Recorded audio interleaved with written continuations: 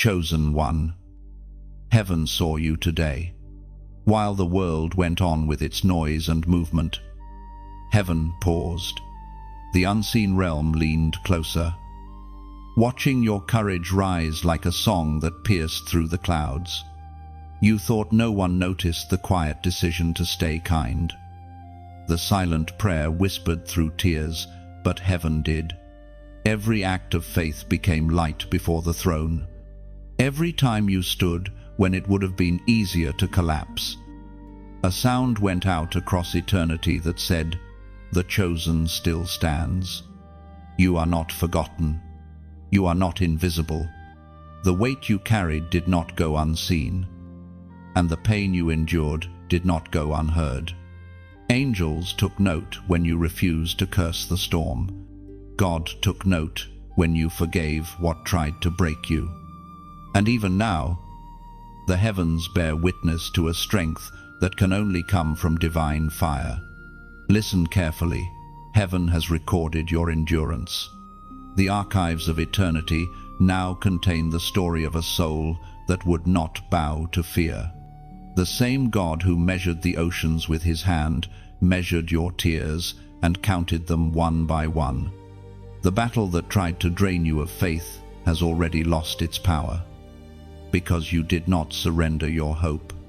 Do you understand what that means when you stood firm? The enemy's claim against your destiny shattered. Every attack lost its authority, because the moment you refused to quit, the war turned in your favor. The accuser screamed, but heaven smiled, because you stayed standing. Heaven decreed the chosen one has passed the test. The Spirit whispers now, your faith moved mountains unseen. Those mountains were not outside you, they were the doubts, the fears, the endless questions. You stood your ground, and heaven saw. Every trembling step counted. Every whispered, "I still believe," was louder than thunder in the courts of angels.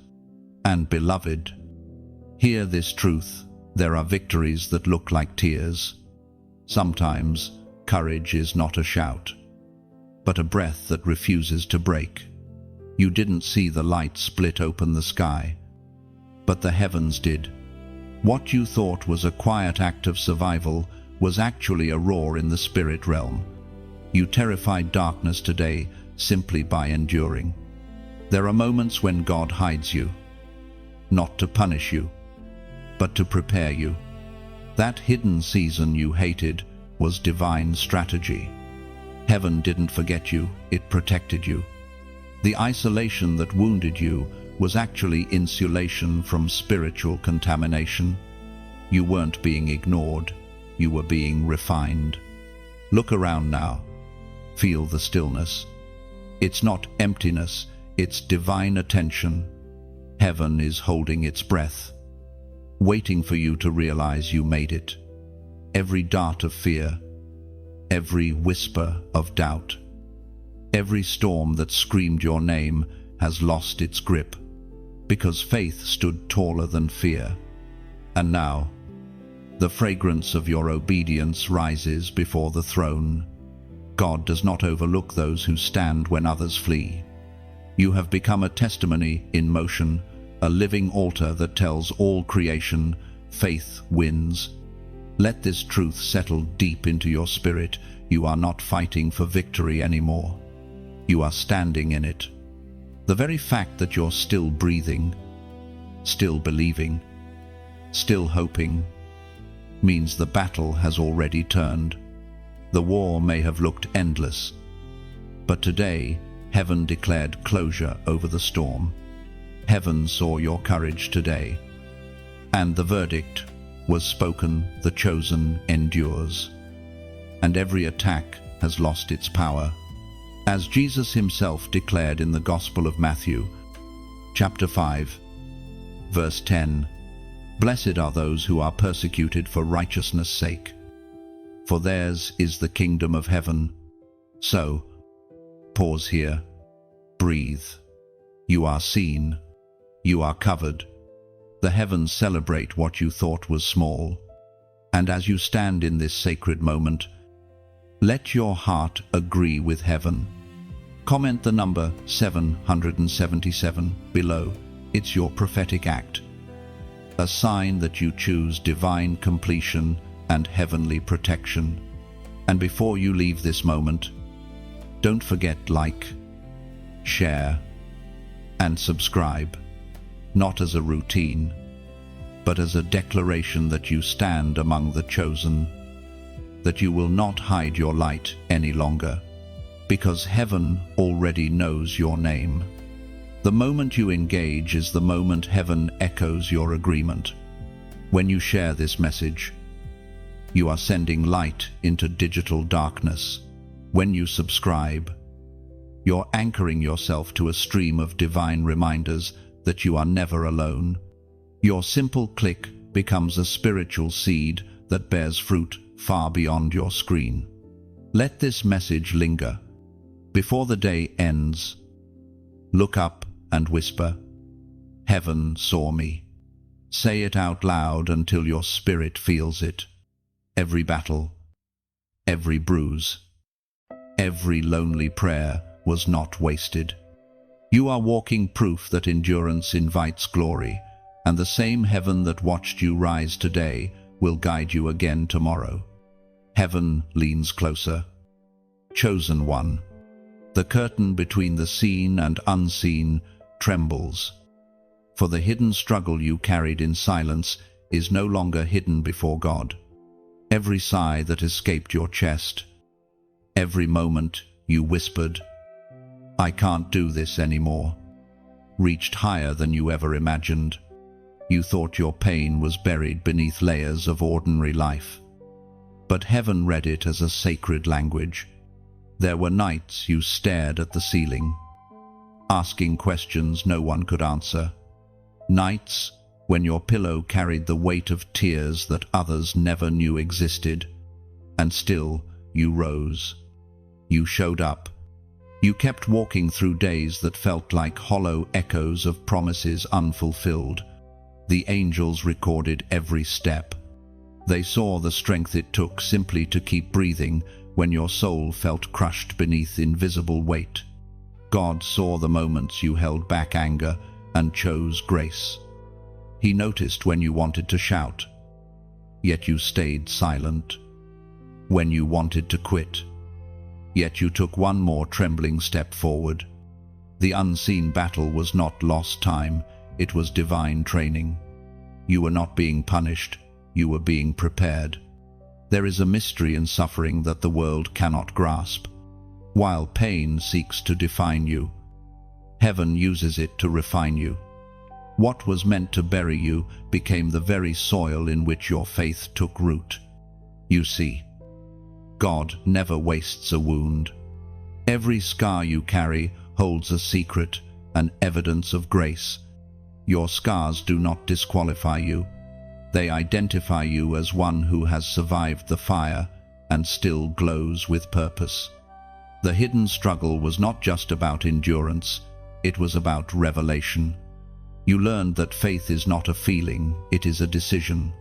You learned that sometimes God's silence is not absence, but trust. He trusted you to keep walking without constant reassurance, because your spirit was maturing beyond dependence. You became a warrior trained in stillness. Beloved, do you know what happens in heaven when you choose to believe while bleeding? Light bursts forth. Angels sing, not because your pain ends, but because you choose to worship in it. Heaven rejoices when your voice trembles, yet still says, "I believe." For faith is never louder than when spoken through tears. And you, chosen one, have mastered that holy art, the worship of the wounded. You offered praise from a place most would have cursed. You built altars out of ashes, prayers out of pain, and hope out of heartbreak. The Father saw it all. Every whisper of faith was a seed planted in eternal soil. You may not see it yet, but your endurance shifted something in the spirit realm. The battle wasn't just about breaking you, it was about revealing the unbreakable in you. The forces of darkness underestimated the resilience heaven placed inside your spirit. The hidden struggle revealed what hell could never destroy: the image of God in you. There were times you begged for an answer, but heaven was silent because heaven was working. The delay was not denial, it was divine timing, perfecting what needed to be aligned. God was not ignoring you, he was orchestrating something so intricate that even the angels watched in awe. Now, you begin to understand your pain was never wasted. Your tears never fell in vain. Every ache became a tool in the hands of the potter, shaping you into a vessel fit for glory. You carry more than memories. You carry wisdom, discernment, and compassion, treasures that only come from surviving the wilderness. As the prophet wrote in the scroll of Habakkuk, chapter 3, verse 19, "The sovereign Lord is my strength. He makes my feet like a deer's. He enables me to tread on heights." That is your story. What once tripped you now trains you. The same ground that wounded you becomes the platform from which you rise. God strengthened your feet so that you could walk where others fall. The terrain of your pain is now holy ground, because grace met you there. Look back for a moment, not with regret, but with revelation. See how the thread of divine mercy weaves through every season. You survived nights you thought would never end. But even then, light was growing in you. The furnace of affliction forged endurance that no comfort could produce. Every unanswered prayer became a silent sermon shaping your spirit. Every disappointment built endurance. Every delay carved depth. The fire refined your faith until what remained was pure and unshakable. That's why heaven smiled through your storm, because God knew the outcome before the trial began. And now, as heaven looks upon you, there is no shame in the scars. There is only radiance. You are living proof that brokenness is not the end, but the birthplace of beauty. The struggle that once consumed you is now your testimony. The tears that once fell like rain are now the rivers through which others will find healing. Chosen one, your hidden struggle is now heaven's evidence. The record of your endurance stands as a declaration to every realm: darkness did not win. You rose. You endured. You proved that divine strength still dwells in human vessels. Chosen one. Hell trembled today. The unseen adversary that once prowled around your peace, whispering lies into the edges of your thoughts, has realized something devastating to its agenda. Its weapons no longer work. Every dart of fear, every storm of confusion, every shadow sent to intimidate you has fallen powerless. You are not who you were in the last battle. You are stronger, sharper, and surrounded by heaven's protection. The attacks that once left you trembling now pass through harmlessly, because your spirit has been fortified. You have learned the secret of spiritual warfare. It was never about fighting harder, but about standing firmer. When you stopped running from fear and chose to face it in faith, the power shifted. You didn't win because you had no opposition. You won because the opposition couldn't break what God built inside you. The enemy's greatest weapon was deception. He wanted you to believe that you were alone, that your prayers bounced off the ceiling, that your obedience didn't matter. But you proved him wrong. Every time you prayed through exhaustion, every time you chose peace instead of panic, heaven recorded it as a victory. The darkness that tried to drown you now drowns in your resilience. You see, hell's strategy has never been creativity, it's repetition. The same old lies, the same recycled fears. the same whispers of unworthiness. But when your spirit awakens, those tactics lose their sting. You are not ignorant of his devices anymore. You discern them, disarm them, and walk right through them. Hell lost its grip because heaven strengthened your roots. You no longer react, you respond. You no longer panic, you pray. You no longer fight for identity, you fight from identity. And this, beloved, is what terrifies the enemy most: your awareness. He can't manipulate a mind anchored in truth. And what is that truth? You are chosen, sealed, redeemed, and protected. You are not fighting to earn victory, you are enforcing it. Every time you open your mouth and declare light, darkness flees. Every time you choose forgiveness instead of bitterness, you reclaim territory. You are no longer the hunted, you have become the storm. Listen carefully, even when attacks still come. They now serve you. The moment you learned that pain can't define you, the power of pain was broken.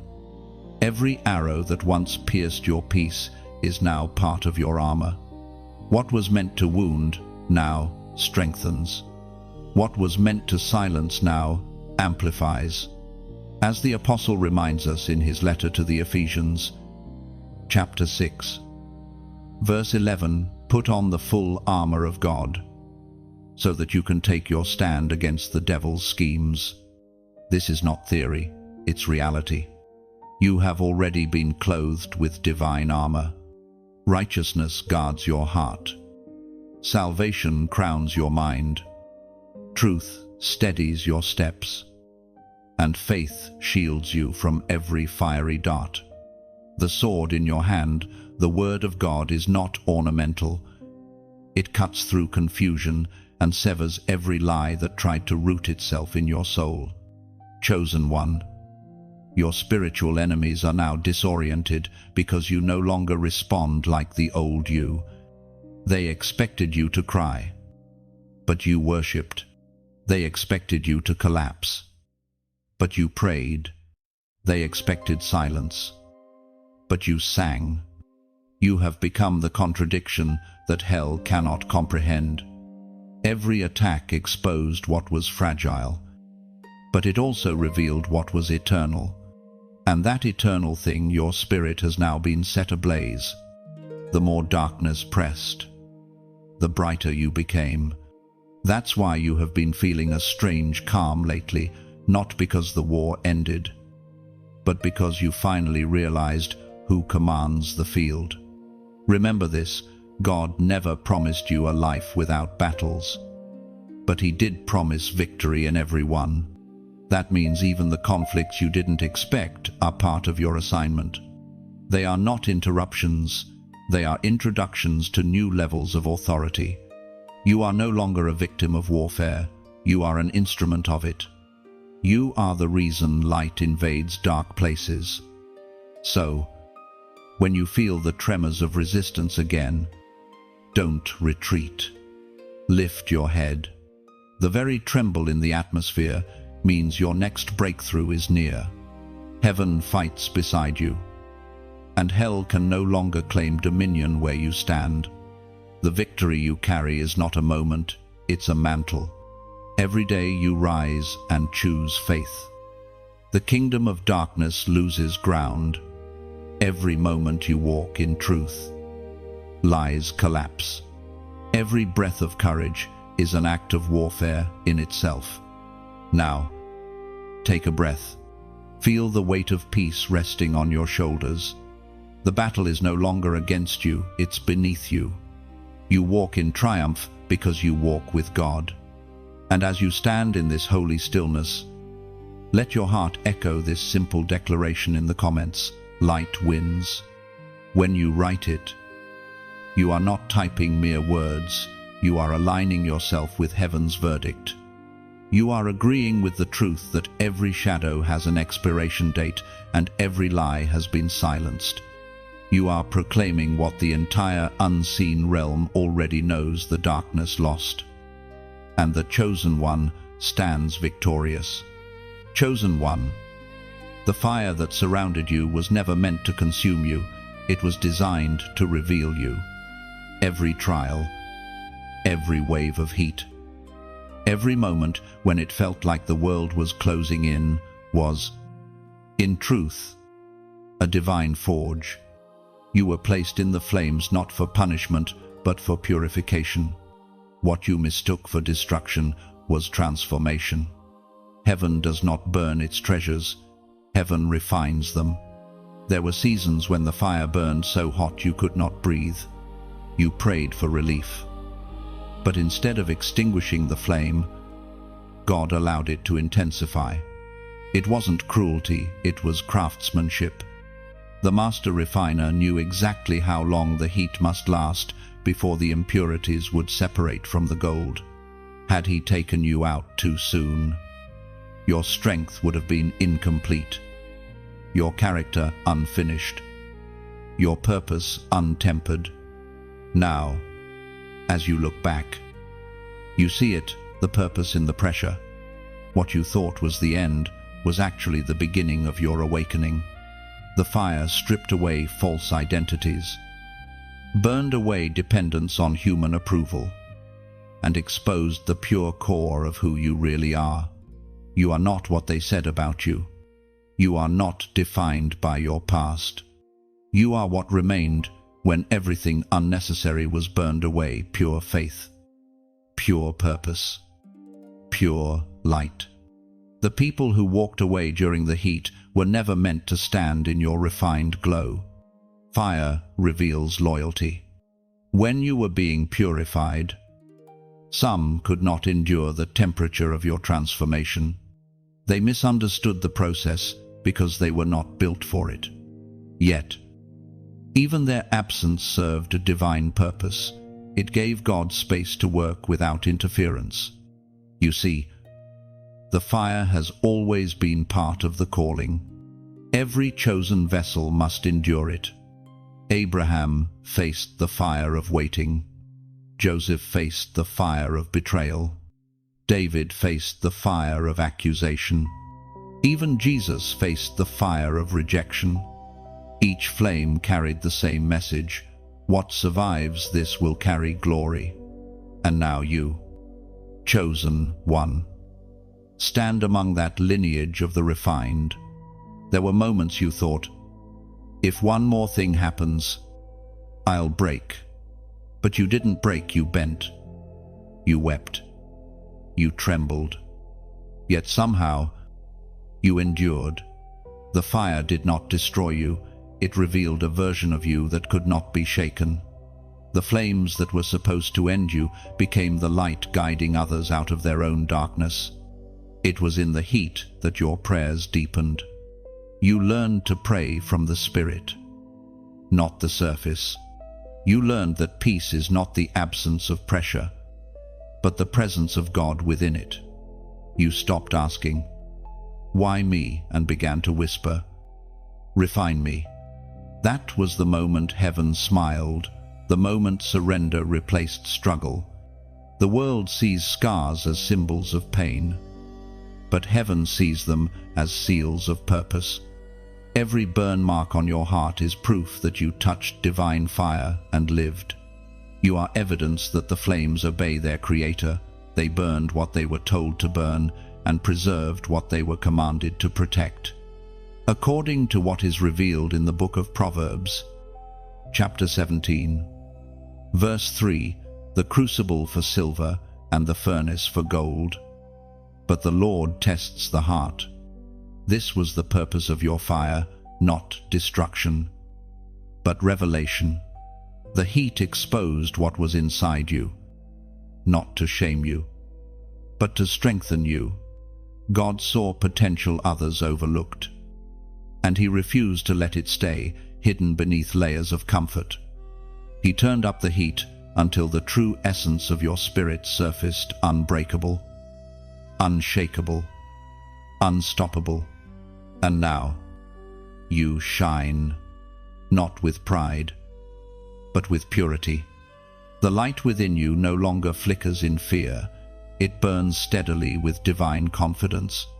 You understand now that fire was never your enemy, it was your anointing. Every time life pressed harder, heaven drew closer. Every spark of pain carried hidden wisdom. Every flame taught endurance. This is why your spirit feels different now, calmer, deeper, wiser. You've walked through heat others only fear to imagine. You've been refined in silence, stripped of illusions, and remade in truth.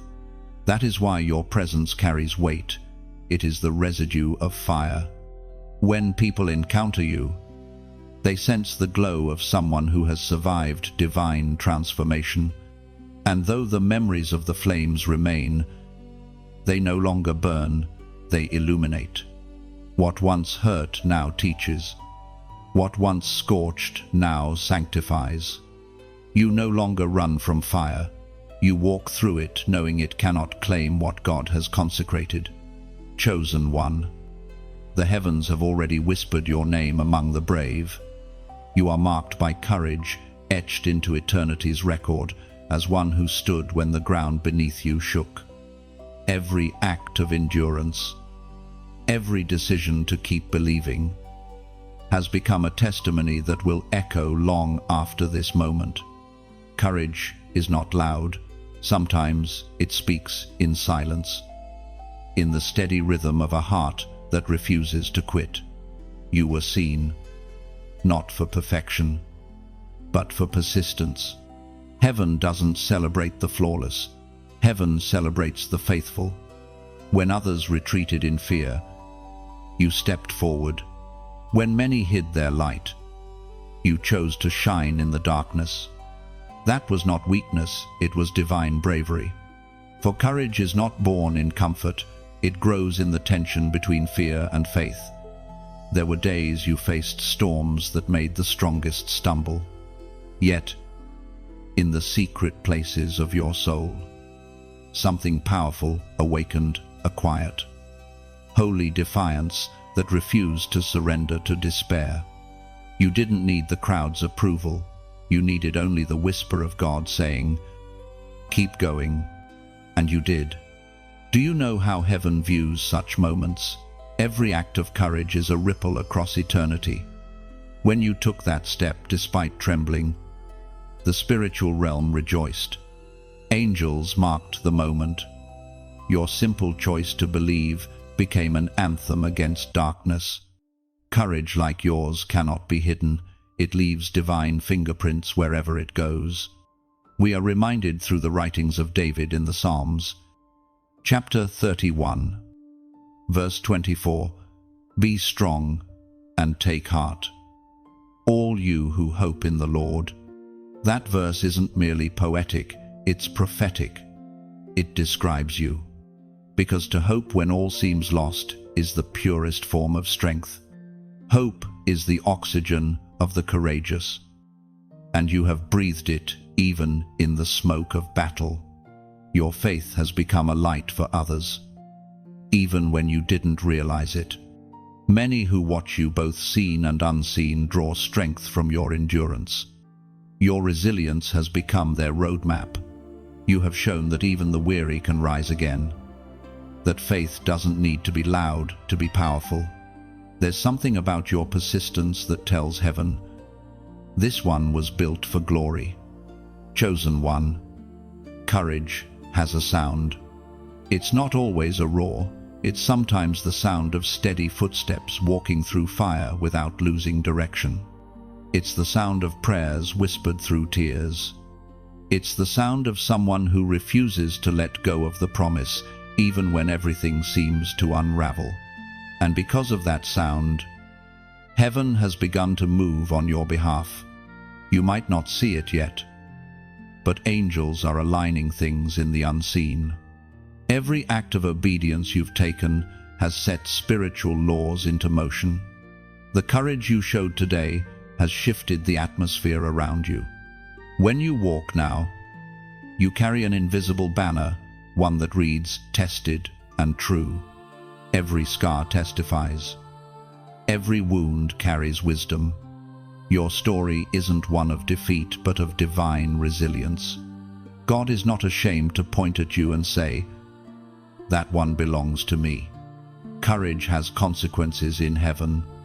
It opens doors no fear can close. It invites blessings that only the steadfast can handle. It draws divine attention because it mirrors the heart of Christ himself, bold, humble, and unyielding. When you chose faith over fear, you reflected heaven's nature in human form. That's why everything around you is starting to shift, because light responds to those who dare to believe. So take a moment and honor how far you've come. You've walked through doubt and disappointment, yet here you stand wiser, stronger, and more radiant than ever before. The courage heaven saw in you is not temporary. It's the essence of who you've become. And now, with sincerity, let this message become more than words. It's a reflection of what heaven celebrates in you. If it stirred something within your spirit, if you felt seen, encouraged, or reminded of your strength, share it, not out of habit, but as an act of testimony. When you share light, it multiplies. Someone out there needs the courage that flows from your story. If this spoke to your soul, like it as a quiet way of saying, "I'm still standing," let it mark your agreement with heaven's affirmation. And if your heart knows this truth runs deeper than a single moment, subscribe not just to stay connected here, but to stay anchored in the stream of messages that keep your fire alive. Every time you return, you're stepping back into alignment with divine encouragement. Chosen one, you are heaven's proof that courage is contagious. You have inspired more than you know. And this courage that heaven witnessed today, it didn't just protect you, it disarmed darkness. The battle bows to the brave, and heaven records your name among them. You stood, and heaven stood with you. Chosen one. Something shifted in the atmosphere around you. Heaven has recorded it. The air itself feels different, doesn't it? What once pressed against you now yields in reverence. That's not your imagination, that's divine movement. The moment you obeyed, the moment you chose faith over fear, an invisible change began rippling through both realms.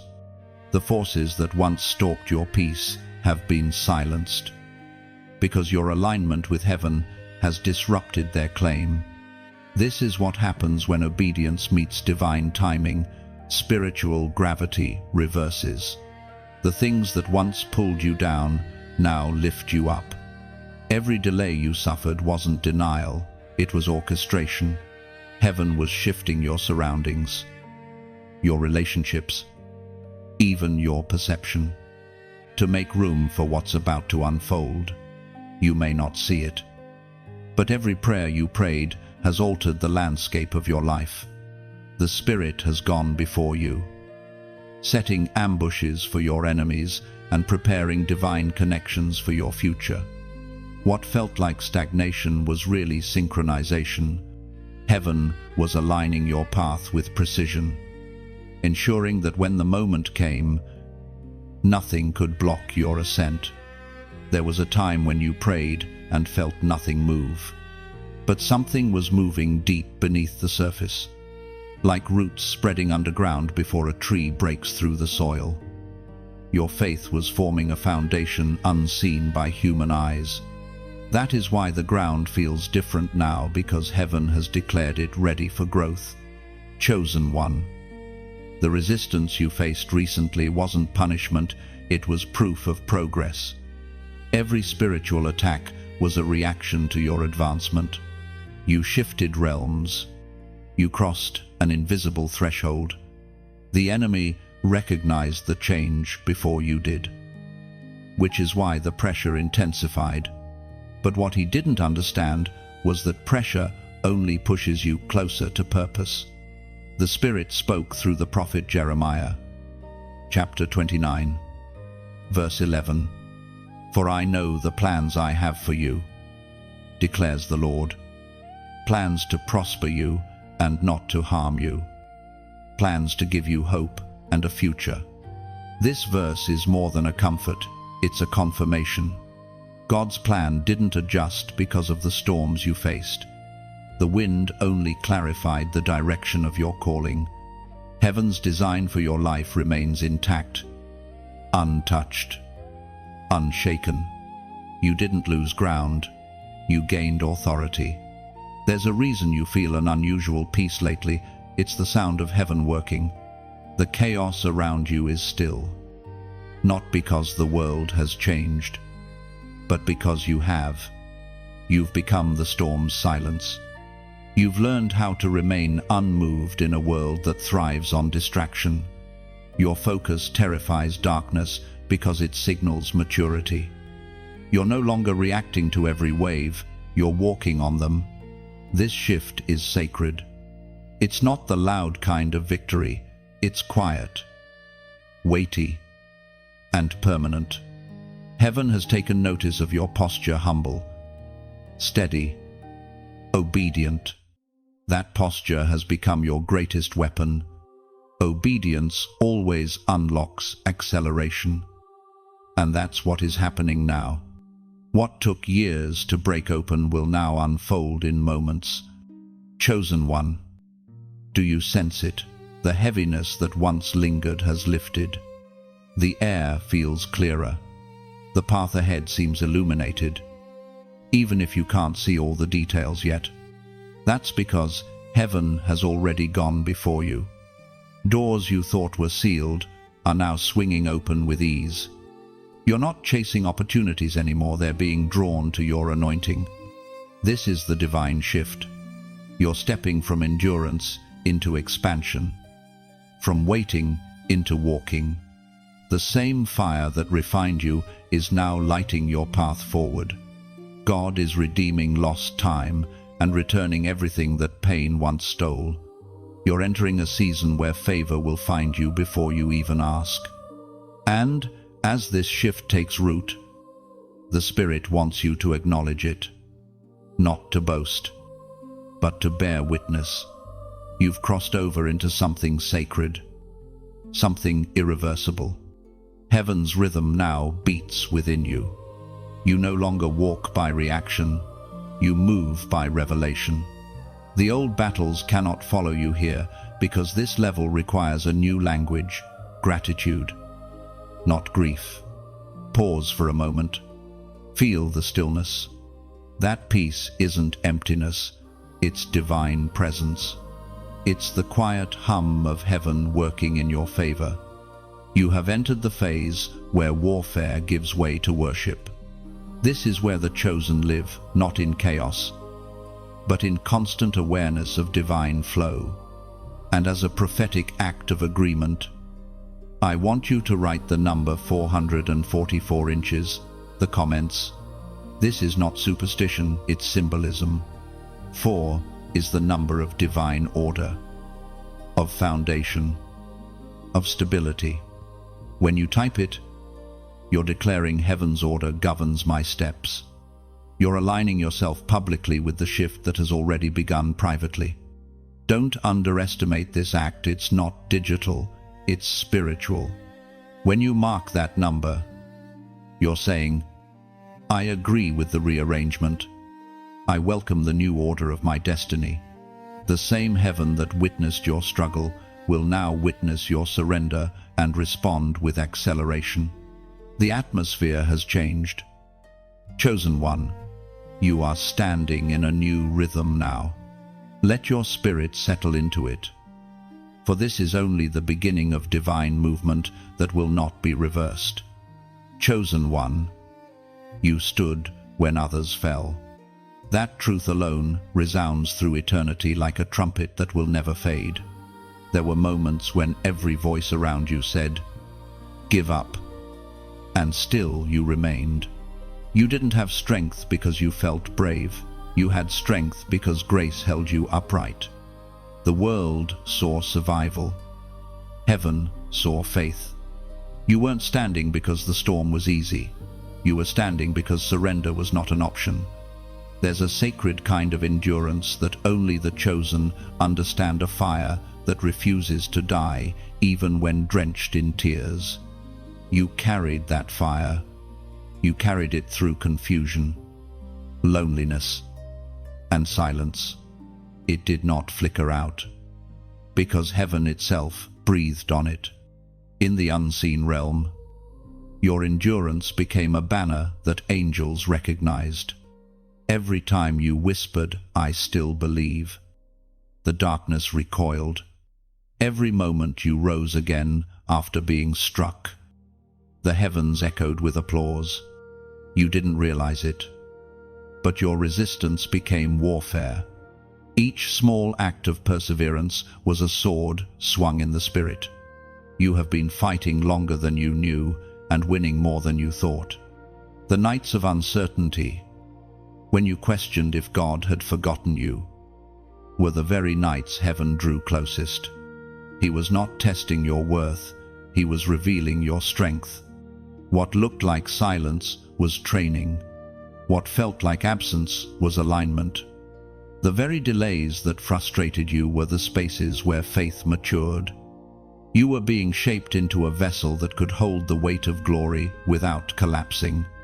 You see, when others fell, it wasn't because they were weak, it was because their foundations were shallow. You, however, allowed your roots to go deep. You didn't demand quick miracles, you chose steady trust. That decision changed everything. Deep faith cannot be uprooted. Even when the winds scream, you were not spared the storm, but you were anchored through it. Heaven watched as the winds tested your resolve. When others broke under pressure, your quiet endurance became a testimony. Not everyone can survive the waiting, the unanswered prayers, the invisible seasons, but you did.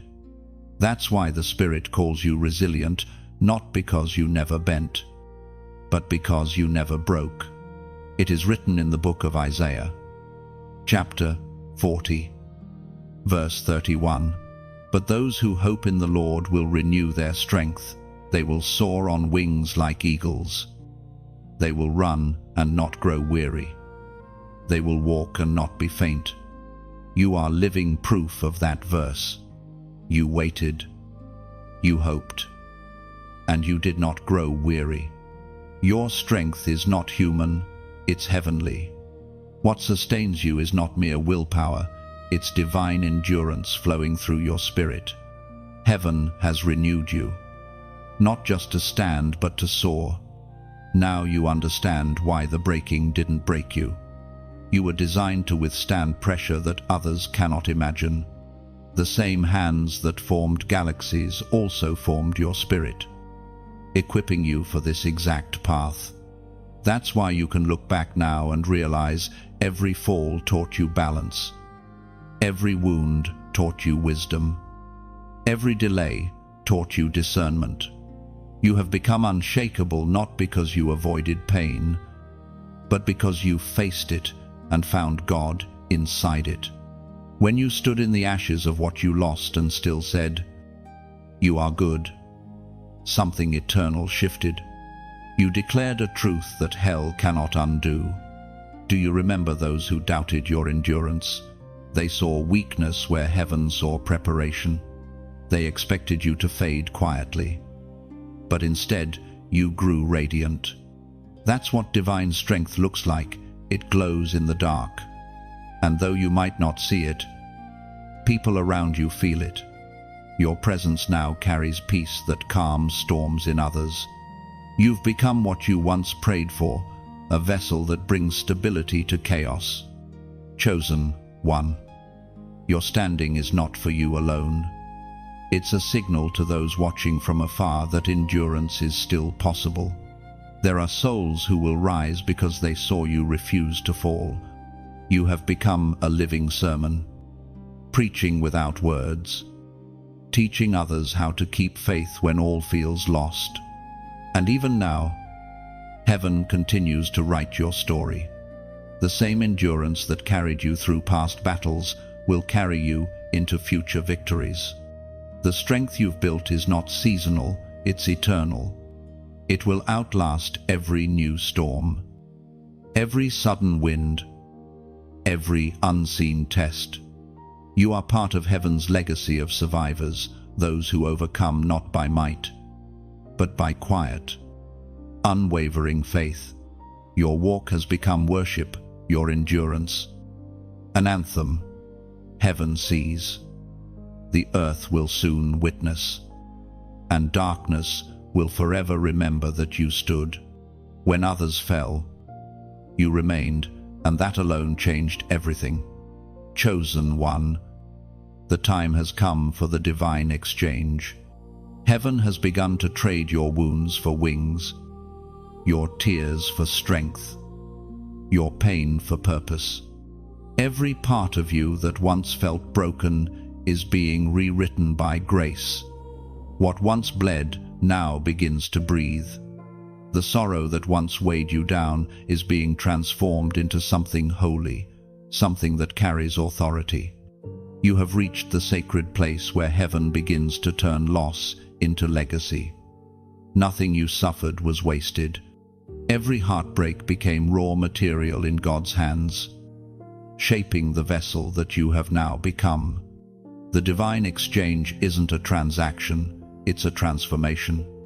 You are not being repaid for your pain, you are being reborn through it. When you thought you were losing everything, heaven was quietly rearranging the pieces. The wounds that seemed unbearable became openings for light to enter. The broken spaces of your heart became the soil where compassion grew. That's the divine secret. God allows what hurts you to heal others. He allows what shatters you to shine through you. Every scar you carry has a story. But more than that, it has power. Scars in the kingdom are not marks of defeat, they are marks of authority. They show the realms of darkness that you've been through fire and came out gold. Every scar testifies that grace is stronger than grief, that love is greater than loss, and that hope can resurrect anything surrendered to heaven. There is something majestic about the way God restores. He doesn't return what was lost in the same condition. He multiplies it. He makes it new. He infuses it with purpose so that even your pain becomes prophetic. What once broke your spirit now becomes your message. The words you speak now carry weight because they were birthed in suffering. People may hear your story, but heaven hears your authority. It was proclaimed in the second letter to Timothy, chapter 1, verse 7, "For God has not given us a spirit of fear, but of power, of love, and of a sound mind." That verse defines this exchange. Fear once ruled your steps, now power defines them. Pain once clouded your heart, now love commands it. Confusion once tormented your thoughts, now clarity guards them. You have received the divine trade: weakness for strength, despair for destiny, ashes for anointing. You didn't just survive what broke you, you were commissioned through it. The fire that wounded you also branded you for ministry. The tears that fell in secret baptized you into purpose. You may not hold a title, but heaven has already placed a crown on your perseverance. The oil of anointing flows strongest through the cracks of the broken. That is why your voice carries such depth. It has been washed in tears and refined by time. Chosen one. This is the mystery of the divine exchange. The very thing you once resented will become the thing you thank God for. Not because pain is good, but because it produced something eternal.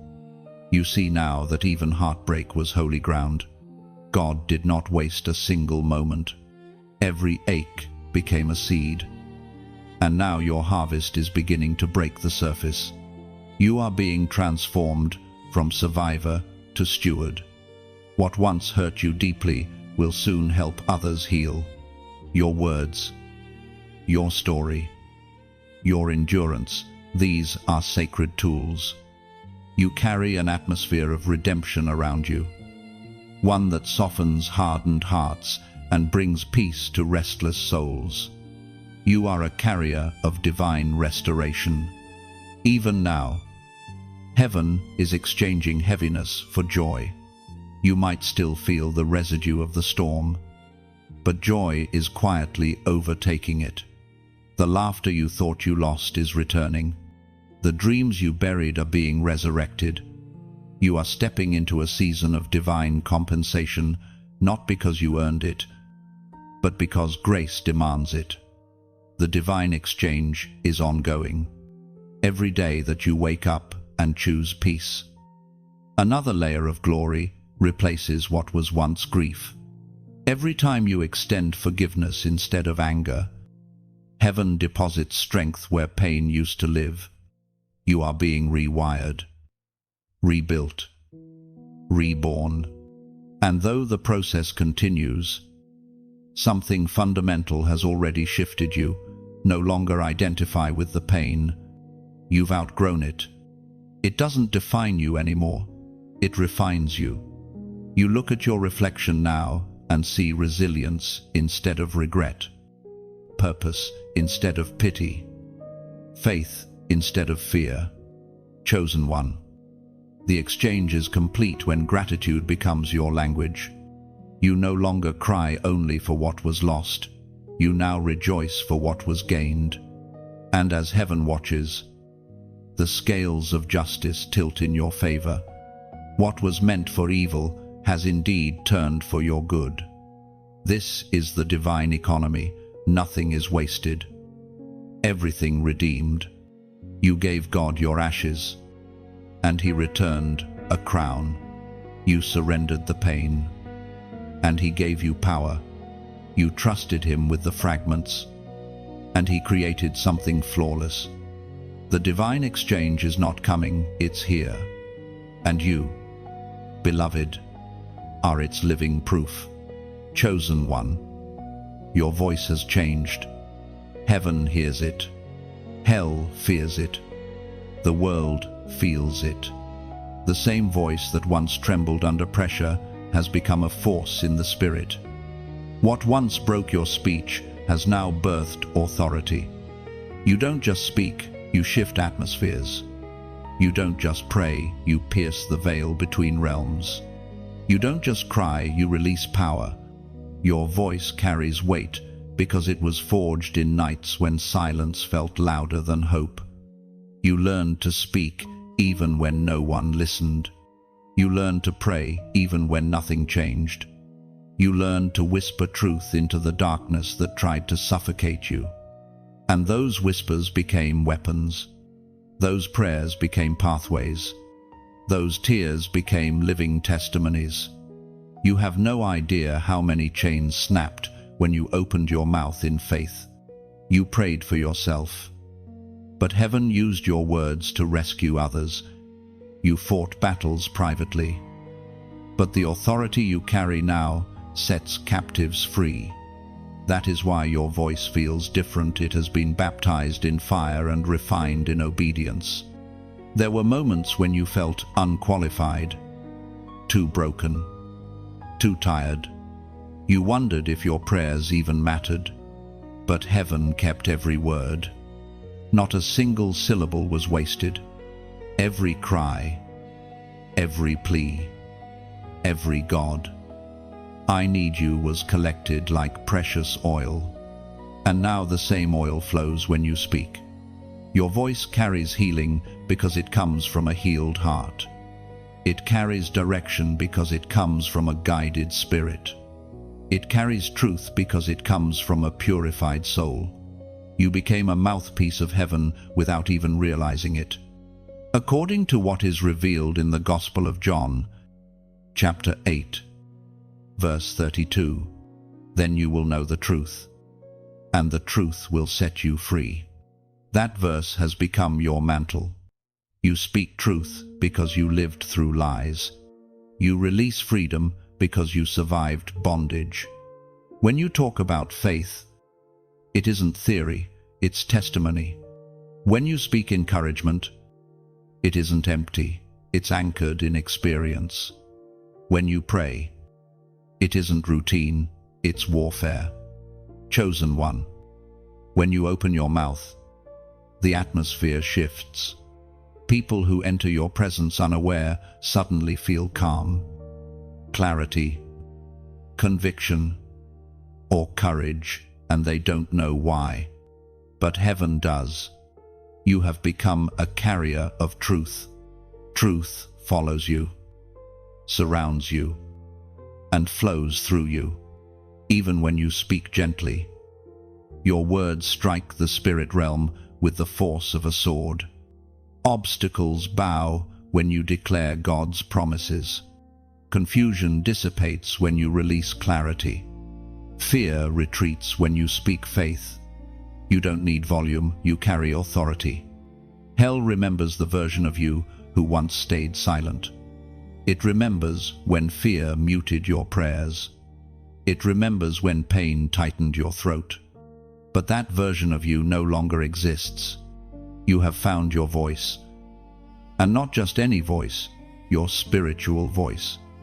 The one heaven crafted, the one hell cannot imitate, the one darkness cannot silence.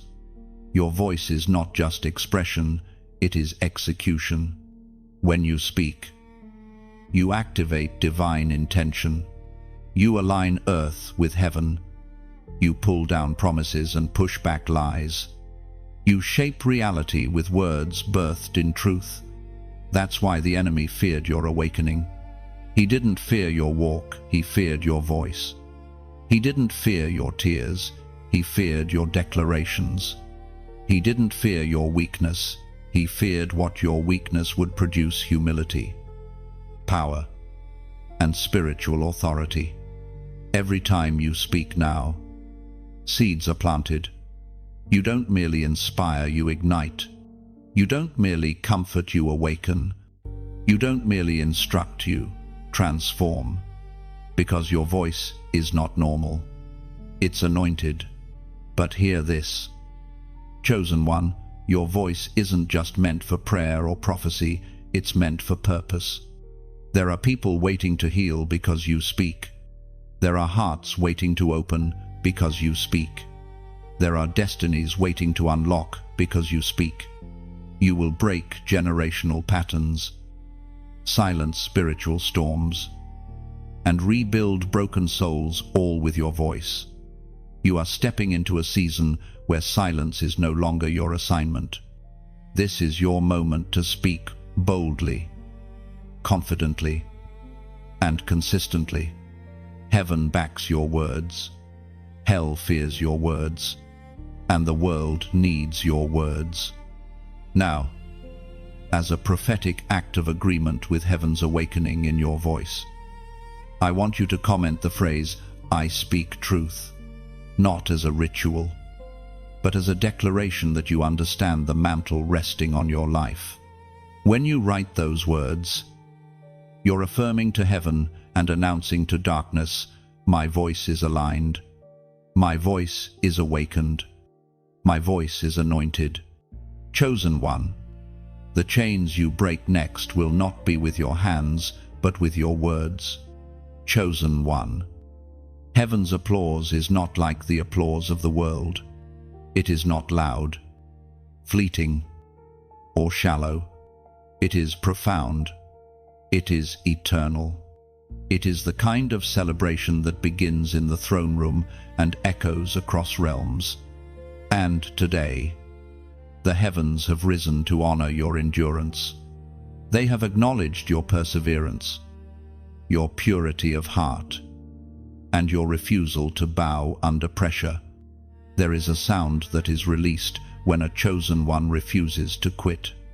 a holy resonance, a vibration that ripples through spiritual dimensions. When you stood, even when your knees trembled, heaven responded. When you chose faith instead of fear, your name was spoken among angels, not as a whisper, but as a proclamation. Your victories, even the small ones, mattered. The quiet yes in the face of temptation, the whispered prayer when you felt empty, the moment you forgave instead of fought, the moment you surrendered instead of resisted. These were not insignificant. They were heavenly announcements. Heaven celebrated you, even when earth ignored you. Now the Spirit reveals something deeper. You are entering a season where heaven's applause will begin to manifest on earth. Favor will follow you. Opportunity will open. Connections will appear. You will walk into rooms where your presence carries a weight people cannot explain. You will speak, and hearts will shift. You will pray, and atmospheres will change. As Jesus himself declared in the Gospel of Luke, chapter 15, verse 7, there will be more rejoicing in heaven over one sinner who repents than over 99 righteous. This verse reveals heaven's posture toward you, your turning, your obedience, your surrender. It triggered celebration in realms you cannot see. Heaven rejoices, not because you are perfect, but because your heart is aligned. Heaven is moved by sincerity, not performance. Heaven is stirred by humility, not pride. Chosen one. Do you know what it means to have heaven celebrate you? It means you are no longer walking in obscurity. Even if you feel unseen, you are known deeply and cherished eternally. The angels assigned to your life move with new speed. The Spirit speaks with new clarity. The Father releases new grace. You are walking in a spotlight, not created by man, but lit by eternity itself. This shift is not random. It is a response to your endurance. Heaven applauds those who finish, not just those who start. And you, despite storms, setbacks, delays, and disappointments, kept showing up. You stayed faithful when the fire intensified. You stayed obedient when the path grew dark. You stayed humble when pride tried to take root. You are heaven's joy, heaven's investment, heaven's warrior. You are not simply another believer walking through life. You are a story heaven tells. Angels recount the battles you survived. They speak of your courage, the way soldiers speak of victories won in blood. You have become a legend in the unseen. And because heaven celebrates you, heaven also covers you. There is a protection around your life that you didn't earn but inherited through endurance. A shield forged in obedience. A covering woven through surrender. What once wounded you will now bounce off you. What once drained you will now empower you. You are no longer a target now, you are a testimony. Heaven's applause is also heaven's endorsement. God is preparing to elevate you in ways you do not expect. Not for entertainment, not for ego, but for purpose. Your life will become a stage where grace takes center place. People will see the fingerprints of God on you before you even speak. This next season of your life will be marked by affirmation from above and alignment on earth. What didn't work before will suddenly work. What was blocked will now be opened.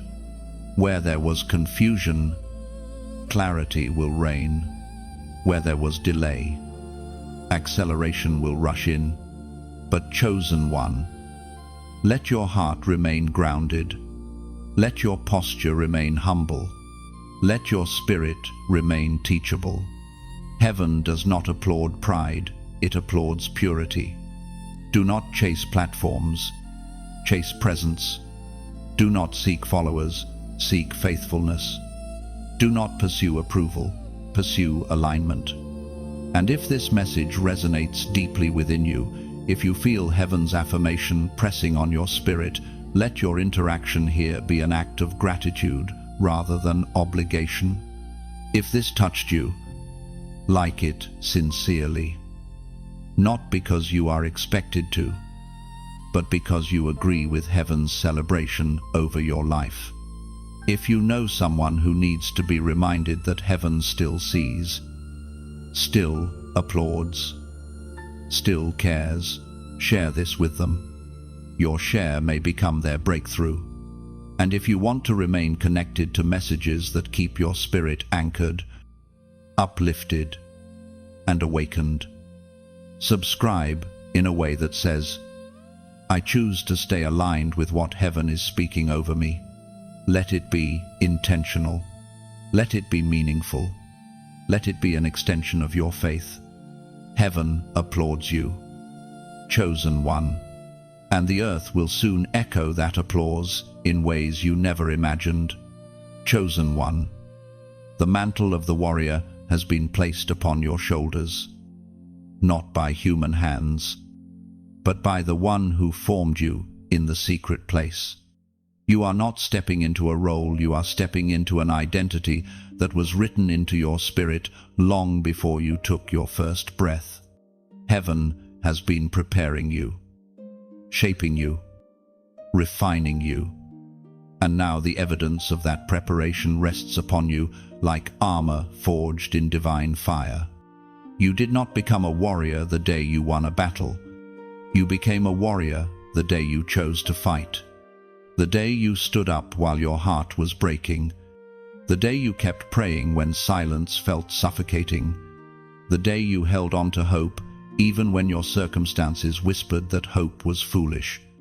These moments, unseen by many, witnessed by few, were recorded in the courts of heaven as battles fought and victories secured. A warrior is not defined by the absence of fear, but by the refusal to bow to it. Fear tried to conquer your spirit again and again. It whispered lies, sowed anxiety, and sent shadows to darken your vision. Yet each time you rose, you lifted your eyes to a God whose strength surpasses every storm. Fear bruised you, but it never owned you. That alone is the mark of a true warrior. And now, heaven places the mantle on you, not because you demanded it, but because you proved you could carry it with honor. This mantle is not heavy, it is holy. It is woven with threads of endurance, humility, wisdom, and unshakable faith. When you wear it, you are not claiming your greatness, you are reflecting God's greatness through you. The ancient words recorded in Romans, chapter 8, verse 37, speak of you. In all these things we are more than conquerors through him who loved us. This is not poetic language. It is identity. It is destiny. A conqueror wins battles.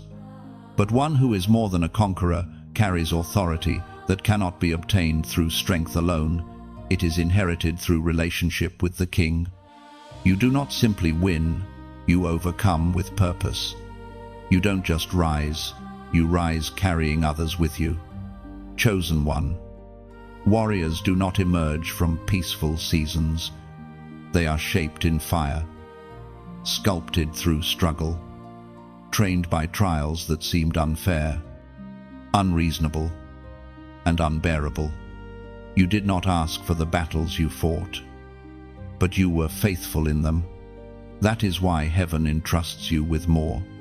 A warrior must be trustworthy, and you have proven that you are. Your mantle comes with vision. You will begin to see things others overlook, patterns, warnings, open doors, subtle shifts in the spirit. This is not paranoia, it is discernment.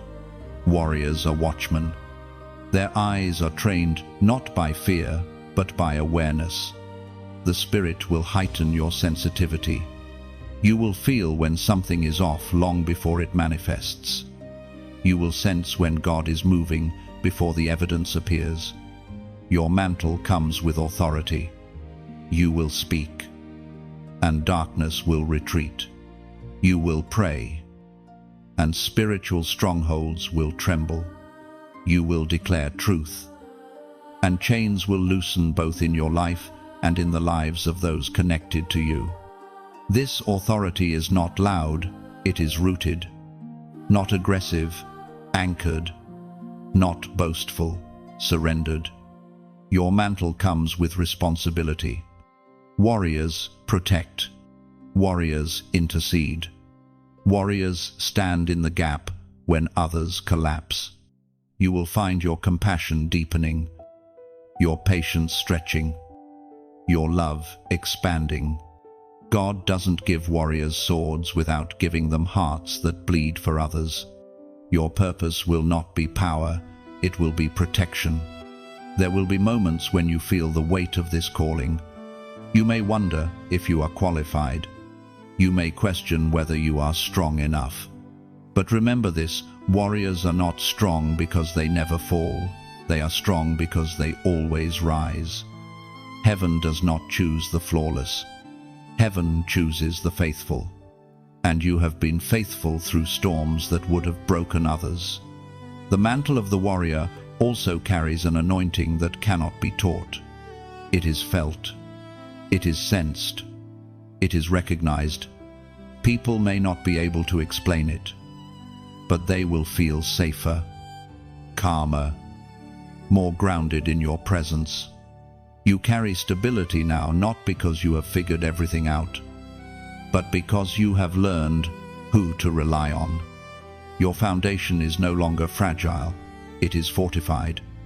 And though warriors are often misunderstood, heaven understands you perfectly. God sees the heart behind your actions, the tears behind your strength, the prayers behind your silence. You are never alone in your battles. You fight with heaven beside you, angels around you, and the Spirit within you. Chosen one, step fully into this mantle. Wear it with humility, with confidence, with reverence. You are not entering a battle, you are entering your destiny as one who has conquered, risen, endured, and emerged refined. You are heaven's warrior, commissioned for a purpose larger than your fear and stronger than your past. This mantle fits you. It was always meant to. Chosen one, this is the moment when the veil begins to lift. The heaviness that once clouded your vision is dissolving. The confusion that wrapped itself around your journey is unraveling. You are stepping into prophetic awakening, not a loud or dramatic event, but a quiet, holy clarity that begins to sharpen your inner sight. What you could not understand before will soon become undeniable. Every delay that once frustrated you now reveals its purpose. The things that didn't work out, the doors that refused to open, the relationships that suddenly dissolved, none of it was rejection. It was redirection.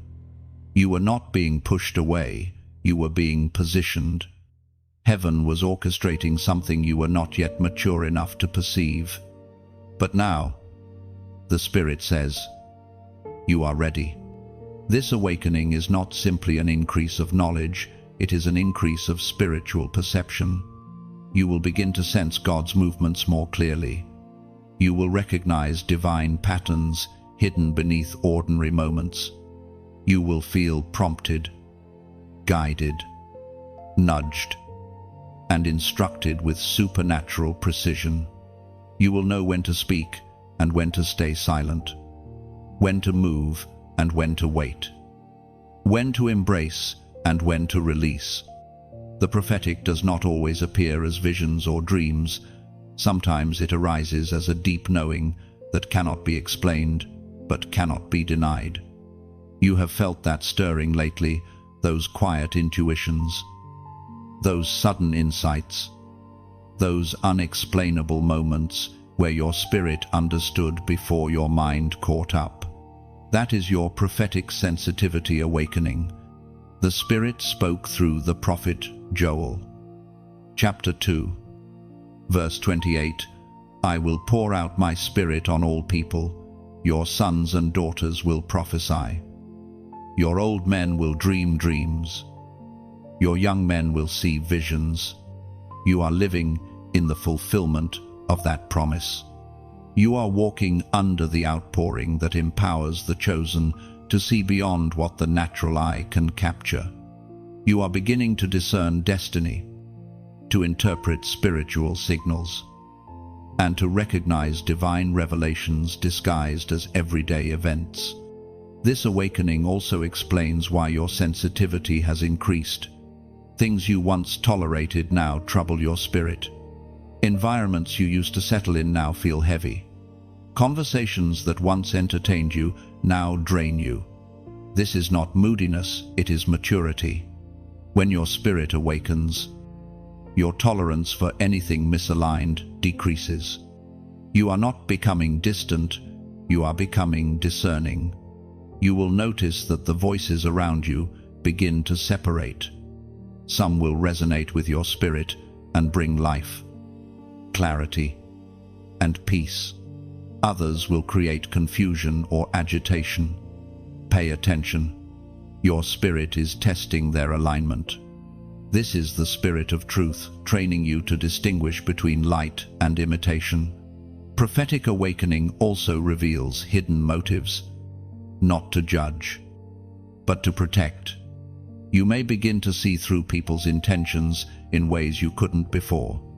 You will identify opportunities that look appealing but are traps, and doors that look small but are divine. This clarity is a gift. Heaven is protecting you from missteps by sharpening your sight. Chosen one. Understand this. Awakening always follows endurance. God could not show you certain truths while you were still healing. He could not reveal certain plans while your heart was still fragile. But now that your spirit has grown, He can trust you with revelation that would have overwhelmed you in an earlier season. This prophetic clarity will make sense of your past. Suddenly, the betrayals that broke you will reveal the protection hidden inside them. The losses you mourned will reveal the redirections embedded within them. What looked like endings will reveal themselves as beginnings, heaven disguised for your good. And just as your eyes open to the past, they will also open to the future. You will begin to sense what is coming, not in full detail, but in divine hints that guide your steps. You will feel seasons shift before circumstances confirm it. You will discern opportunities before they manifest. Your spirit will often know days or weeks before your mind catches up. This awakening is not accidental. It is activation. You are being moved from merely surviving your journey to interpreting it, from enduring seasons to understanding them, from walking blindly to walking prophetically. Now, as you step deeper into this awakening, heaven invites you to mark this moment, not for ritual, but for recognition. A prophetic act anchors spiritual transformation. So, I want you to comment the number 555. 5 is the number of grace, but 555 speaks of prophetic acceleration, divine revelation, and spiritual awakening. When you write 555, you're declaring, I align with heaven's clarity. I receive what God is revealing. I walk in prophetic understanding. This is not a casual gesture, it is a spiritual agreement. A statement that you are ready to see, ready to hear, and ready to move with heaven's rhythm. Chosen one. The awakening has already begun, and what you begin to see next will change how you walk forever. Chosen one. The enemy has run out of strategies. The storm has spent its last gust. The accuser has exhausted his last charge, and the darkness has reached the edge of its permission. There is a holy stillness in the spirit now, a silence that follows a finished battle. What once chased you from behind now bows before you, not because you fought louder, but because grace spoke louder than accusation and sealed what no shadow can unseal. You can feel it in the way your heart rests. The tension that used to live in your shoulders has eased. The corners of your mind, once crowded with intrusive whispers, have grown quiet. This is the aftermath of victory, not the adrenaline of escape, but the assurance of legal triumph. Heaven rendered a verdict, and the earth must obey it. The enemy can posture, but he cannot prevail. He can linger at a distance, but he cannot touch what has been consecrated to God. This is what surrender looks like on the side of darkness, a reluctant bow to a power it cannot rival. It is not merely the end of a skirmish, it is the collapse of jurisdiction. The papers have been signed in a court higher than any earthly power, and the seal upon your destiny carries a name that terrifies every principality. You are no longer contending for permission to stand, you stand by decree. Remember how the attacks once felt endless waves without mercy. They weren't endless, they were timed. Your endurance outlasted the clock. The pressure was real, but it was borrowed pressure, temporary, conditional, contained. There is a boundary to darkness, and grace has redrawn that boundary around your life. What once had access no longer has entry. What once had leverage now has none. The enemy's final surrender is not always a dramatic collapse. Sometimes it is the absence of old patterns, the disappearance of familiar temptations, the sudden inability of former triggers to shake you. You meet the same situations and find you are unmovable.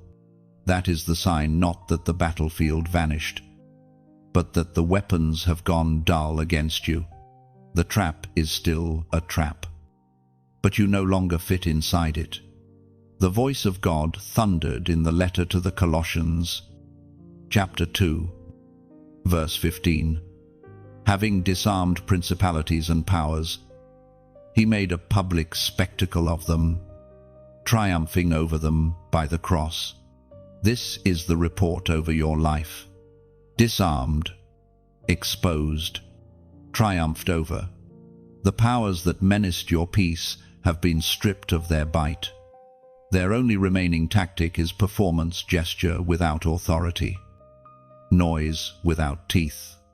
You are not naive to their presence, you are immune to their power. The cross did not negotiate with darkness, it humiliated it. Your life now participates in that humiliation every time you choose truth over terror, worship over worry, alignment over anxiety. Think of how your discernment has sharpened, where confusion once tangled your steps. Clarity now lights the path, where shame once curled you inward.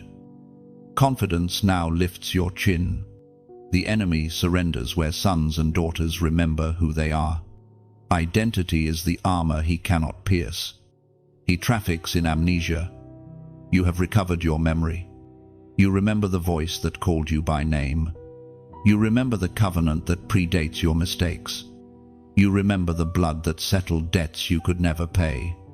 There will be echoes, aftershocks that test your new footing. Do not misread them as resurgent defeat. They are the rattles of a gate that no longer locks. Old patterns may knock, they cannot enter. Old accusations may rehearse, they cannot indict. Old fears may flash, they cannot root. Your peace is now patrolled by promises that stand guard like sentinels. This is why your dreams feel lighter, your prayers feel broader, your steps feel surer. Surrender on the enemy's side means expansion on yours. Territory once contested becomes home ground. The space where you used to survive becomes the space where you now build. You are not only protected, you are productive. You move from shielding the flame to spreading the fire.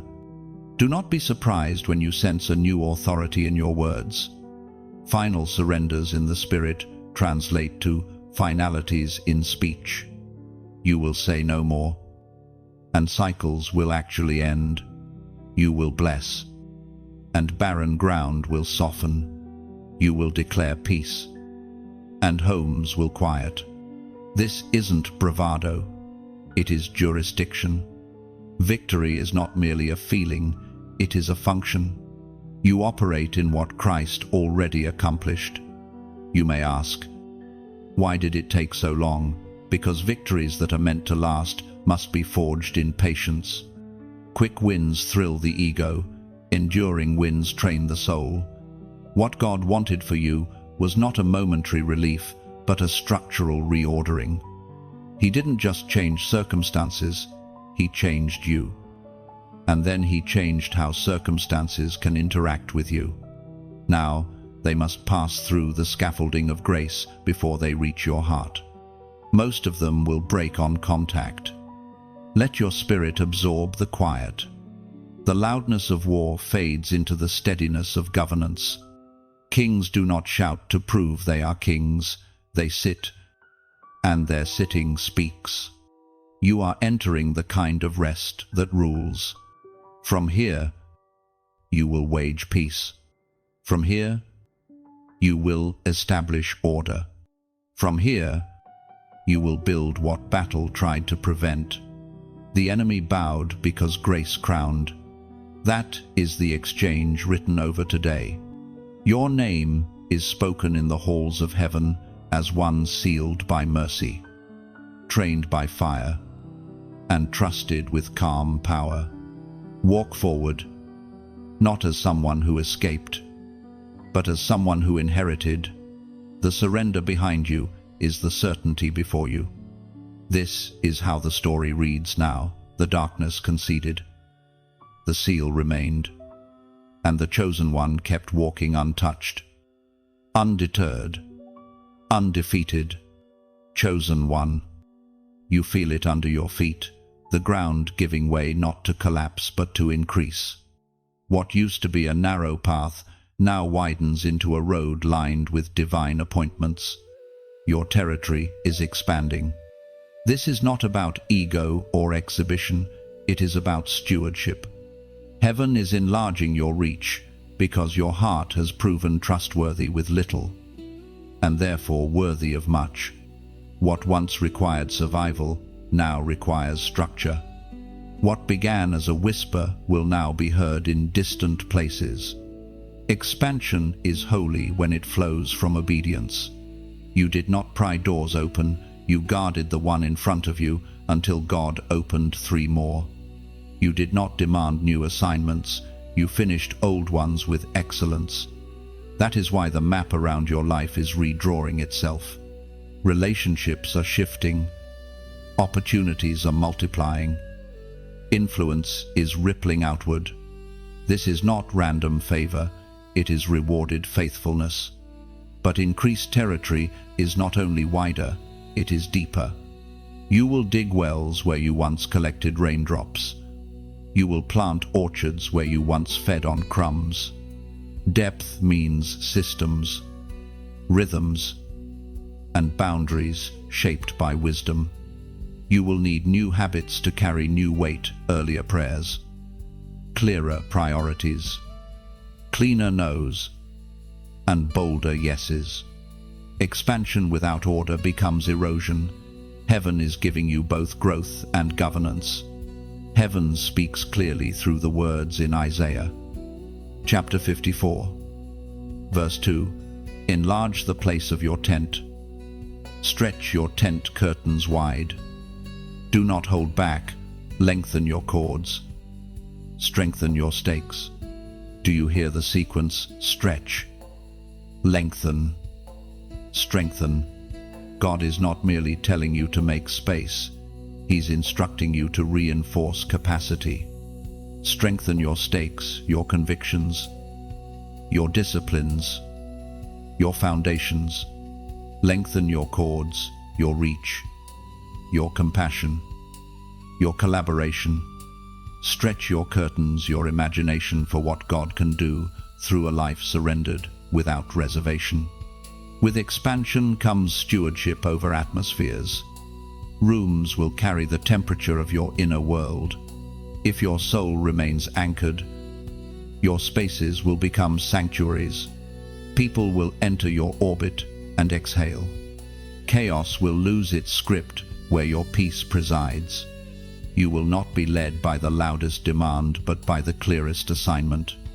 This is kingdom scalability, growth that multiplies rest, not anxiety.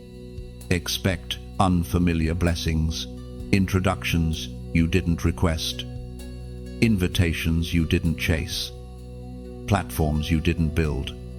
They are not rewards to flaunt, they are altars to tend. Measure everything by presence, not by applause. Ask in each new space, is God delighted to dwell here? If the answer is yes, proceed with courage. If the answer is no, decline with reverence. Your crown is authority under presence, not influence without it. Territory expands in layers: internal, relational, vocational, spiritual. Internally, your capacity for joy, patience, and forgiveness widens. You are less reactive, more responsive, less defensive, more discerning. Relationally, you will cultivate covenant friendships, voices that trim your excess, water your roots, and protect your seasons. Vocationally, your skill will meet favor. Excellence will attract doors that talent alone cannot. Spiritually, your prayers will travel farther, and your words will land heavier. Be watchful of subtle drift. Success tries to negotiate with your consecration. Pray later, rest later, obey later. Do not bargain with delay. The same devotion that brought enlargement will be required to sustain it. Keep short accounts with God. Keep long margins around your soul. Guard your mornings like a throne and your evenings like a vineyard.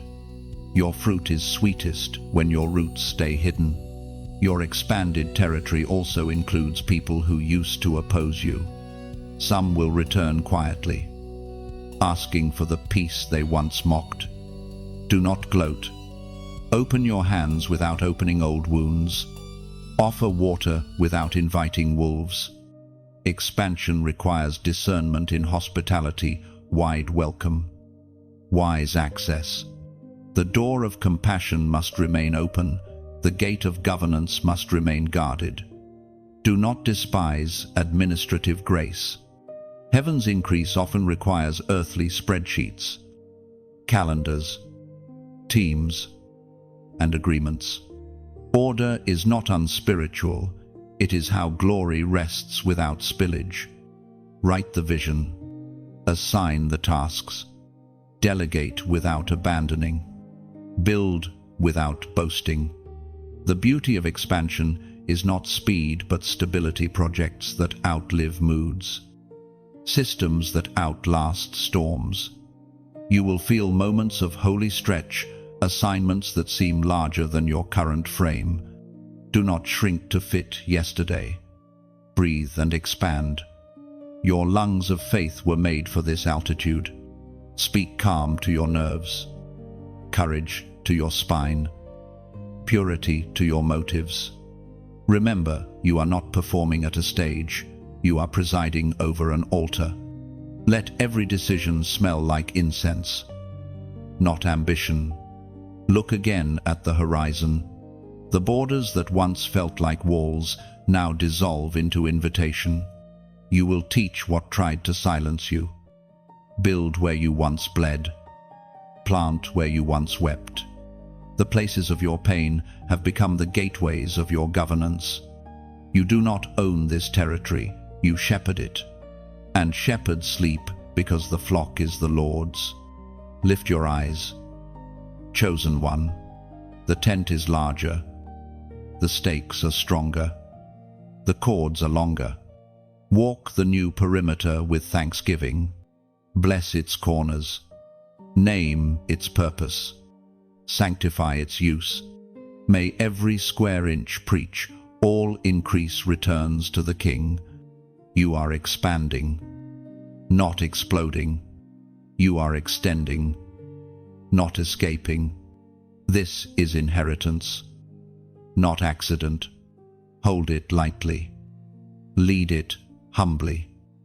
And let glory be the only headline. Chosen one. The signal has gone out from your life like a beacon over dark waters. And others marked by the same fire are beginning to find you. You thought you were alone because your path felt narrow and your standard felt costly. But heaven has been weaving a remnant in the shadows, kindred spirits, who carry the weight of glory without the need for applause. You are not a solitary flame, you are part of a constellation. When the chosen gather, the atmosphere changes. Isolated sparks become a furnace. Private endurance becomes public courage. Gifts, once hidden out of caution or misunderstanding, begin to breathe in trusted company. Your discernment sharpens beside those who honor truth. Your compassion deepens among those who have also bled. Your prayers lengthen when your voice harmonizes with voices that know the language of surrender. This is not networking, it is holy knitting hearts threaded by purpose. Unity does not mean uniformity. Heaven's remnant isn't a choir that sings one note, it's a symphony where each instrument honors the conductor.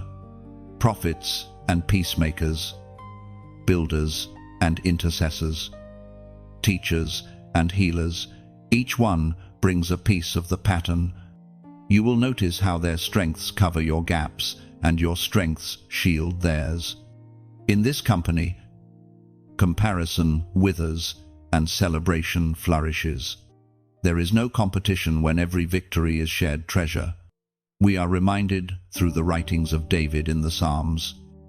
Chapter 133, verse 1. How good and pleasant it is when God's people live together in unity. The gathering of the chosen also redraws maps. Cities become assignments. Neighborhoods become vineyards. Workplaces become altars. Homes become embassies.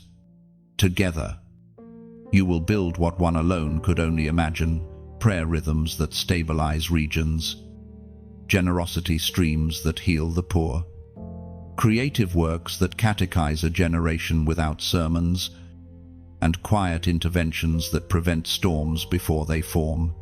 Expect holy friction as well as holy fire. Iron sharpens iron, which means sparks may fly. Do not run from refinement.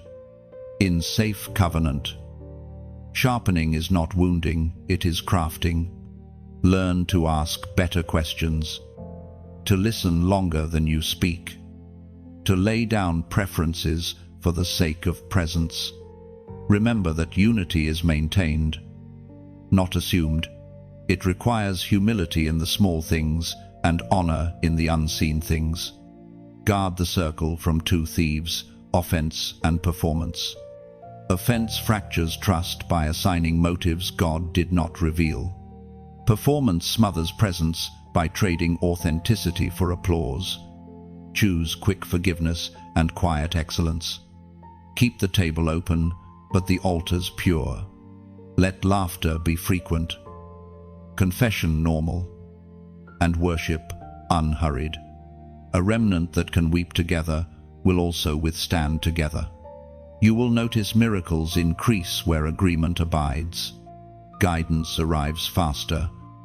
Warfare resolves sooner. And provision meets timing with uncanny precision. This isn't hype. It's heaven's math. 1 can chase 1,000, but 2 put 10,000 to flight.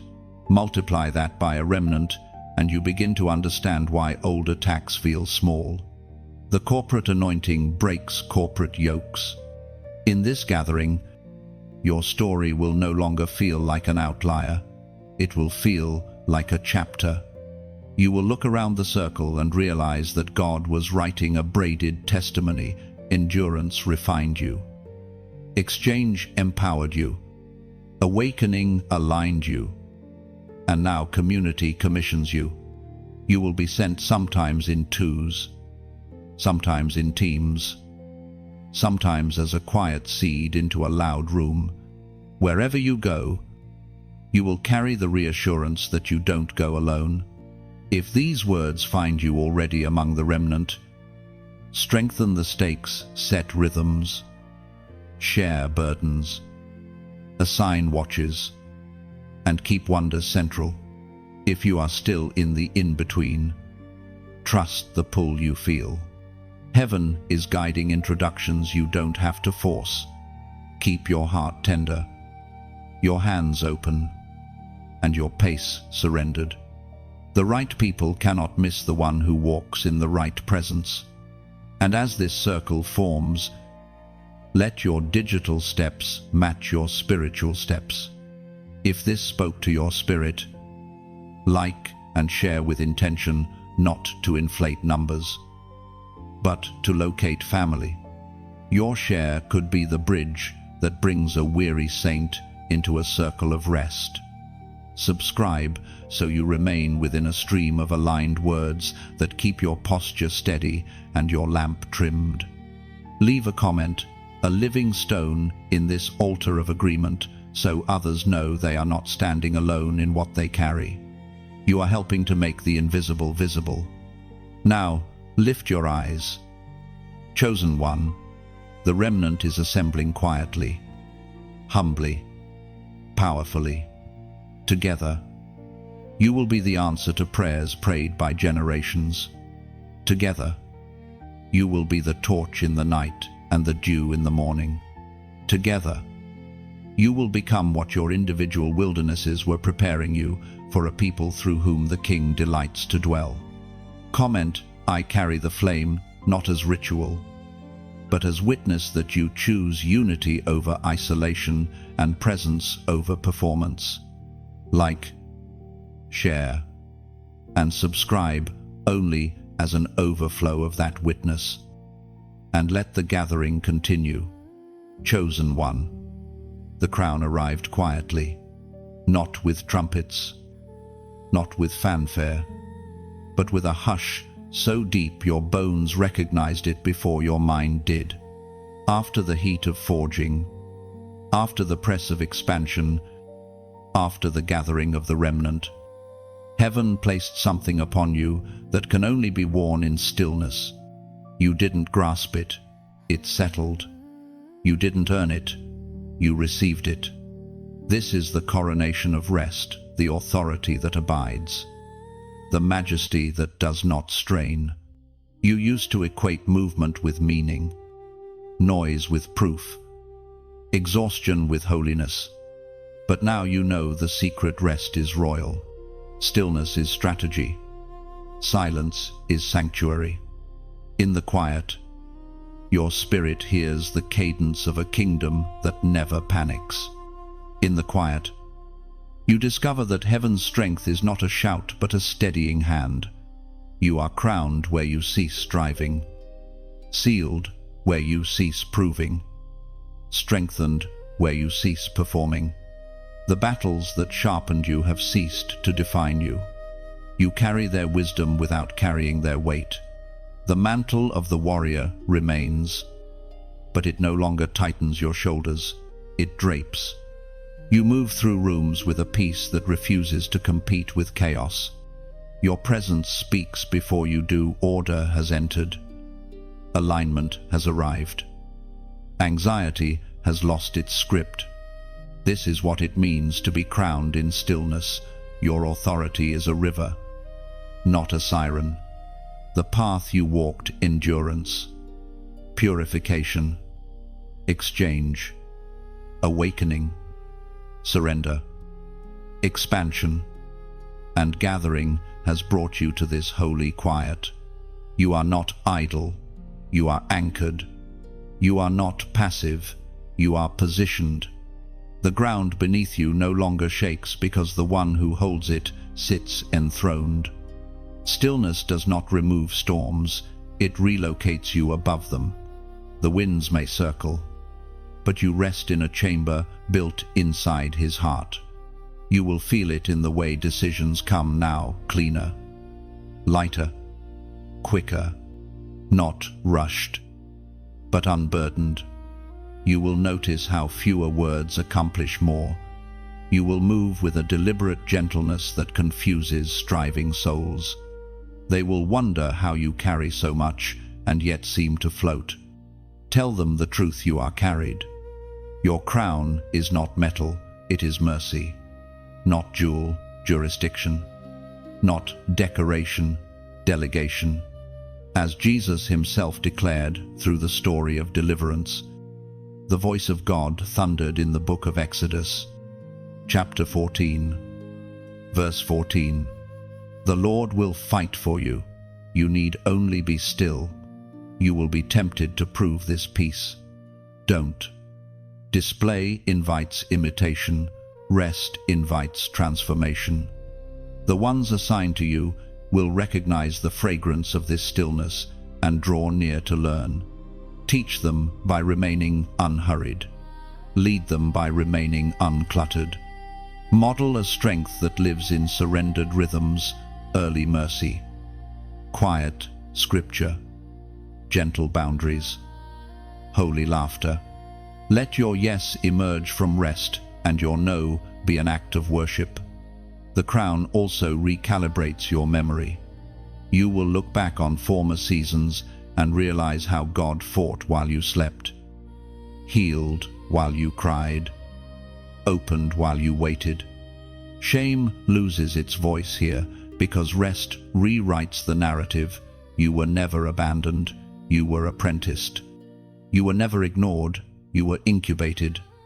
The stillness you enter now is the fruit of that apprenticeship, the graduation robe of one trained by delay to trust design. From this quiet, your authority multiplies. Prayers extend farther with fewer words. Blessings land deeper with softer tones. Corrections carry less friction and more fruit. The enemy hates this because he cannot lure a rested heart into arguments he controls. You do not chase rumors. You cultivate roots. You do not sprint after applause. You steward altars. Your crown is recognized not by sparkle but by atmosphere where you are. Pressure loosens. Perspectives clear. And peace holds. Do not fear the lull between assignments. The silence is not vacancy, it is visitation. God does his finest work in rooms where the noise has bowed. Let him rearrange what momentum hid. Let him heal what success overlooked. Let him widen the chamber of your chest so that when the next wind comes, you inhale it without losing equilibrium. Rest is rehearsal for rain. Stillness is strength in slow motion. And when morning comes, rise gently. Place your day beneath the crown. Walk through your tasks as if the throne is within arm's reach, because it is. Answer with kindness that costs you nothing because heaven funds it. Build with rhythms that do not rob your soul. Bless without measuring. Refuse the tyranny of the urgent. Keep company with the one who fights while you're quiet. Beloved, wear this crown like breath unforced, unseen, unstoppable. You have entered the quiet where kings are made, the hush where the chosen learn to govern. Heaven fights, you are still. And in that sacred agreement, everything that needs to move will move, and everything that needs to bow will bow. Glory is not a spotlight that blinds. It is a light that clarifies. It does not inflate you, it reveals him through you. And now, chosen one, what heaven always knew begins to manifest in the open. The work grace performed in secret has ripened to a visible brilliance. You are not arriving, you are unveiling. The radiance you carry is not decoration, it is delegation. It authorizes you to move through places once closed, to heal rooms once hurting, to reconcile hearts once hardened. The testimony of your journey becomes a language others can understand. Not everyone will grasp theology, but they will recognize transformation. Your gentleness will speak. Your steadiness will preach. Your kindness will cut through noise and name what truly matters. This is how glory moves, quietly flooding cracks, soaking deserts, turning histories into holy ground. You haven't merely survived the assaults, you have converted them into fuel. Every failed attack is now a lantern hanging along your path, proof that darkness cannot negotiate with light. Glory does not erase the past, it interprets it. You will walk back through scenes that once haunted you and find them transfigured altars where you once imagined graves. The pain that pressed on your lungs now becomes breath for others. The corridors of your memory, once dim, glow with meaning. God was there. Then, therefore, he is here. Now, this confidence isn't volume, it's gravity. It centers you so deeply that distractions exhaust themselves before they reach your core. People will ask, what changed? And you will answer with presence rather than performance. You will not scramble for significance, you will stand in inheritance. The oil on your life will make simple sentences feel like guidance. Simple gestures feel like mercy. Simple prayers feel like doors being opened. This is not charisma, it is consecration matured into authority.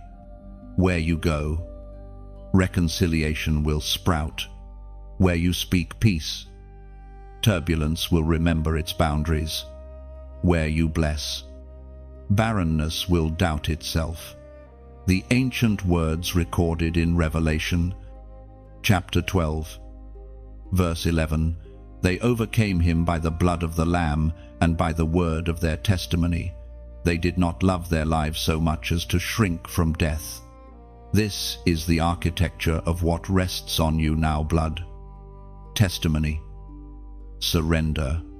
The blood secures, your testimony unveils, surrender sustains. You will overcome not by avoiding conflict, but by rendering it irrelevant to your identity. The accusations will arrive late to a verdict already signed. The echoes of fear will fade against the resonance of a heart anchored in a larger sound. Your steps will feel measured, but they will cover more ground. Your days will feel lighter, but they will plant deeper roots. You'll notice how your time slows down at the edges, how conversations stretch to make room for healing, how tasks arrange themselves under wisdom, how even interruptions bend toward purpose. Glory reorganizes schedules without your frantic hands. It delivers you from urgency and inducts you into priority. You will begin to bless what once bewildered you. Delays, the very ones that drove you to your knees, will become sacred tutors you thank by name. Rejections, the very ones that bruised your confidence, will become signposts that kept you from dead ends. Losses, the very ones that stole your breath, will become the breath you give to revive others. Glory is thrifty, it wastes nothing. Do not fear the attention glory attracts. You are not a museum, you are a cathedral. Those who wander in will not find exhibits, they will find echo. Let your rooms carry worship. Let your corridors hold counsel. Let your thresholds invite awe. Always remember, you are the building, He is the beauty. Guard the center well, and the light will never turn on you. It will always pour through you. And if conflict arises, let it find you unhurried. If praise gathers, let it find you unenthralled. If need calls, let it find you available. Glory is robust enough to outlast moods and headlines. It is the durable sheen of a life aligned. The crown remains in stillness, the mantle remains in service, the flame remains in fellowship. All of it, together, is what people will see and cannot explain. They will try to name it excellence or luck. You will know it as presence. Walk on. The story does not end with applause. It culminates in abiding. You will live as a sign that God does not discard clay he has once held. Your name is written where moth cannot touch, rust cannot creep, thieves cannot calculate. The attacks have run out of authorizations. The grace has not run out of days. Glory manifested means this: heaven's verdict now wears your face, and the world learns to read it. Chosen one. If this journey met you in a real place, if a line steadied your breath, if a paragraph unlocked peace, if a section felt like it had your name on it, let your response be worship in motion. Tap like as a simple amen, a quiet way of saying, I received this. It may look small, but it seals agreement and helps this message reach another soul standing on their own midnight shore. Share this with intention. Think of one person whose courage is flickering, one friend who needs to remember that heaven still sees, still speaks, still restores. Your share can be a bridge they didn't know existed. When you pass on light, you multiply it. Leave a comment that becomes a living stone on this altar. Tell us which section met you, what shifted, what you're laying down, what you're picking up. Your words carry rescue for someone scrolling in silence. Testimony opens doors, facts cannot. If you prefer one phrase, write the sentence your heart is carrying now, something like, I still stand, or peace found me, or glory rewrote my story. Let your voice be part of the chorus. And if you want to remain anchored to this stream where truth is tender, strength is holy, and hope has a home, subscribe, not for noise, but for nourishment. Subscribing is how you choose consistency over chaos, alignment over drift. It keeps these reminders close when life gets loud and your spirit needs a steady hand on the shoulder. Thank you for walking this whole arc from fire to stillness, from wounds to wonder. May your days be quiet with presence and bright with purpose. Like, share, comment, subscribe. Do each as an act of faith, not habit. I'm grateful you're here. Heaven saw. We bear witness together and we keep building.